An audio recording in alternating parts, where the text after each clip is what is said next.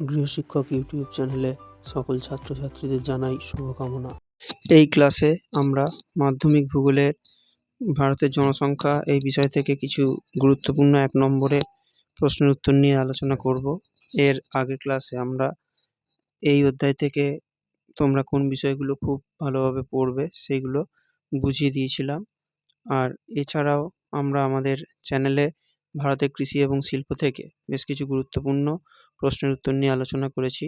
আমাদের সেই ক্লাস যারা দেখোনি তারা অবশ্যই দেখে নেবে। আর আমাদের চ্যানেলটা এখনও সাবস্ক্রাইব যারা করোনি তারা সাবস্ক্রাইব করে বেল আইকনটা প্রেস করে রাখবে। তাহলে আমাদের চ্যানেলের নতুন ক্লাসগুলো তোমরা দেখতে পাবে। আজ আমাদের আলোচনার প্রথম প্রশ্ন, ভারতের সর্বাধিক জনঘনত্বযুক্ত রাজ্য, এটা হবে উত্তরপ্রদেশ। পরের প্রশ্ন, জনঘনত্বের বিচারে ভারতের প্রথম রাজ্য, এটা হবে বিহার। পরের প্রশ্ন, সর্বশেষ আদিমশুমারি অনুসারে পশ্চিমবঙ্গ হলো ভারতের, এটা হবে দ্বিতীয়, মানে পশ্চিমবঙ্গ ভারতের দ্বিতীয় বৃহত্তম রাজ্য। পরের প্রশ্ন, ভারতের সর্বাপেক্ষা কম জনঘনত্বযুক্ত রাজ্যের নাম, এটা হবে অরুণাচল প্রদেশ। পরের প্রশ্ন, মহানগরের ন্যূনতম জনসংখ্যা কত হয়, এটা হবে 10 লক্ষ বা তার বেশি। পরের প্রশ্ন, কোনো দেশ বা অঞ্চলে সম্পদের তুলনায় জনসংখ্যা কম হলে সেটাকে কি বলে, উত্তর হবে জনবিরলতা। পরের প্রশ্ন, ভারতের নগরায়নের হার 2001 সাল অনুযায়ী, এটা হবে 30%। পরের প্রশ্ন, দাক্ষিণাত্যের রানী কাকে বলা হয়, এটা হবে পুনে। ঠিক আছে, এর পরের প্রশ্ন সেটা হচ্ছে যে ভারতের উদ্যান নগরী, এটা হবে ব্যাঙ্গালোরকে। পরের প্রশ্ন, ভারতের একটি প্রতিরক্ষা শহর, ও উত্তর হবে পাঁচমারি। পরের প্রশ্ন, ভারতের সর্বাধিক শহুরে জনসংখ্যা যুক্ত রাজ্য, এটা হবে মহারাষ্ট্র। পরের প্রশ্ন, ভারতের একটি আবাসিক শহর, এটা হবে সল্টলেক। পরের প্রশ্ন, মন্দিরের শহর, এটা হবে ভুবনেশ্বর। পরের প্রশ্ন, ভারতে অতি বিরল জনঘনত্ব রাজ্যের জনঘনত্ব হয় কত, এটা হবে প্রতি বর্গ কিমিতে 100 জনেরও কম। ঠিক আছে, মানে জনবিরল মানে যেখানে একদম মানুষ কম থাকে। পরের প্রশ্ন, ভারতের অসম জনবন্টনের একটি সামাজিক কারণ, এটা হবে নগরায়ন। পরের প্রশ্ন, ভারতের 2001 সালের জনগণনা অনুযায়ী এটা কততম জনগণনা, এটা হবে 15তম।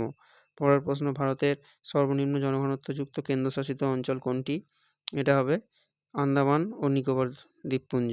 পরের প্রশ্ন, দশকীয় জনসংখ্যার বৃদ্ধির হার সবচেয়ে কম, এটা হবে নাগাল্যান্ডে। ঠিক আছে,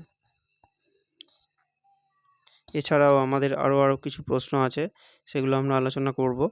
আর তোমাদের যারা ভূগোল এখনও ভালোভাবে তৈরি করোনি সেই সমস্ত ছাত্রছাত্রীরা এই প্রশ্নের উত্তরগুলোকে খুব ভালোভাবে তৈরি করবে।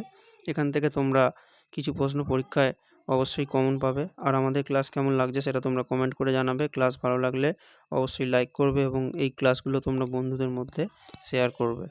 এরপর আমরা শুদ্ধ অশুদ্ধের কিছু প্রশ্ন উত্তর নিয়ে আলোচনা করব। প্রথম প্রশ্ন, বেকারত্ব ভারতের জনবিস্ফোরণের প্রধান কারণ, এটা শুদ্ধ হবে। পরের প্রশ্ন, 2001 থেকে 11 সালের মধ্যে ভারতের জনসংখ্যা বৃদ্ধির হার 1.76%, এটা শুদ্ধ হবে। পরের প্রশ্ন, বস্তি ভারতের নগরায়নের একটি প্রধান সমস্যা, এটাও শুদ্ধ হবে। পরের প্রশ্ন, ভারতের মেগাসিটিতে ন্যূনতম শহরের জনসংখ্যা, এটা 10 লক্ষ, এটা হবে অশুদ্ধ। পরের প্রশ্ন, গাঙ্গেয় সমভূমি অঞ্চলে ভারতের একটি ঘনবসতিপূর্ণ অঞ্চল, এটাও হবে শুদ্ধ। পরের প্রশ্ন, জনঘনত্বের সাহায্যে কোনো দেশের অর্থনৈতিক অবস্থার ধারণা পাওয়া যায়, এটা হবে অশুদ্ধ। পরের প্রশ্ন, জনঘনত্ব একটি পরিমাণগত সূচক, এটা হবে শুদ্ধ। ঠিক আছে, আর এর পরেরটা, 2011 সালে পশ্চিমবঙ্গ ভারতের জনঘনত্বপূর্ণ রাজ্য ছিল।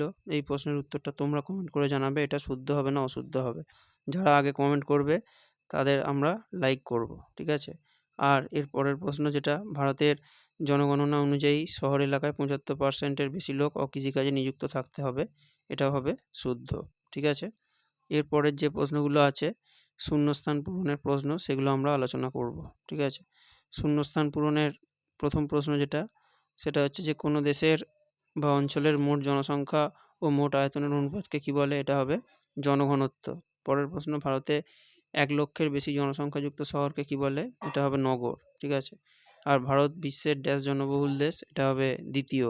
এখানে যেটা 2-এর আগে যেটা লেখা আছে এটা তোমরা পড়বে না, এটা কাটা। ঠিক আছে, আর ড্যাশ ভারতের সর্বশিক্ষিত রাজ্য, এটা হবে কেরল। ঠিক আছে, পরের প্রশ্ন, ভারতের দশকীয় জনসংখ্যা বৃদ্ধির হার সবচেয়ে বেশি যে রাজ্যে, এটা হবে মেঘালয়, ঠিক আছে। আর আদিমশুমারি কথার অর্থ হবে জনগণনা। পরের প্রশ্ন, ভারতের ড্যাশ রাজ্যের শহরের জনসংখ্যা সবচেয়ে বেশি, এটা হবে তামিলনাড়ু, ঠিক আছে। আর বাকি প্রশ্নগুলো অতটা গুরুত্বপূর্ণ নয়, এগুলো আমরা করাইনি, ঠিক আছে। এরপরে আমরা এসএকিউর কিছু প্রশ্ন উত্তর নিয়ে আলোচনা করব।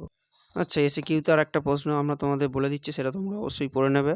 সেটা এখানে ছিল না, করানো হয়নি। সেটা হচ্ছে যে ভারতের 2011 সালের জনগণনা অনুযায়ী ভারতের জনঘনত্ব কত ছিল? এটা হবে 382 জন। খুব ভালোভাবে এটা তোমরা পড়বে, উত্তরটা হবে 382 জন, ঠিক আছে। আচ্ছা, এরপরে এসএকিউর প্রশ্ন, তাহলে সর্বশেষ আদিমশুমারি অনুযায়ী ভারতের মহানগরের সংখ্যা, এটা হবে 53টি। পরের প্রশ্ন, ভারতের পুরুষ সাক্ষরতার হার, এটা হবে 82.14%। পরের প্রশ্ন যেটা আছে, ভারতের সর্বপ্রথম জনগণনা হয়েছিল, এটা হবে 1872 সালে। পরের প্রশ্ন, ভারতের সাক্ষরতার হার 74.04%, ঠিক আছে। আর এর পরের প্রশ্ন, ভারতের সবচেয়ে কম জনসংখ্যা যুক্ত কেন্দ্রশাসিত অঞ্চল, এটা হবে লাক্ষাদ্বীপ, ঠিক আছে।